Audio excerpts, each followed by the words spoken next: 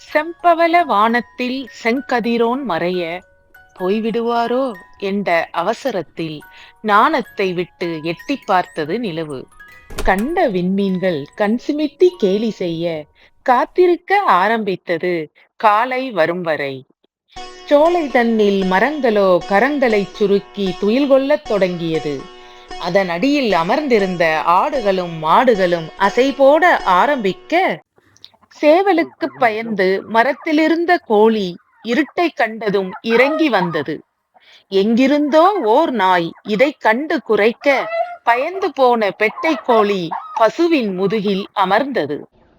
தேடிய இரையுடன் திரும்பிய காகங்கள் தன்னுடைய கூட்டிலே குயில்களைப் பார்த்ததும் பொங்கிக் கூச்சலிட, பெற்றோரை பார்த்த மகிழ்வில் குஞ்சுகள் கூத்தாட, பக்கத்து வீட்டு குருவிகள் பாதி தூக்கத்தில் கலைந்திட, பறவைகளின் சத்தமோ பாறையே பிளந்தது. மரங்களின் தூக்கமும் தடைபட்டு எரிச்சலில் கிளைகளை அங்குமிங்குமாய் ஆட்ட, அசைந்து வந்தது தென்றல். அதற்காகவே காத்திருந்த நான் அமைதியாக தூங்க ஆரம்பித்தேன்.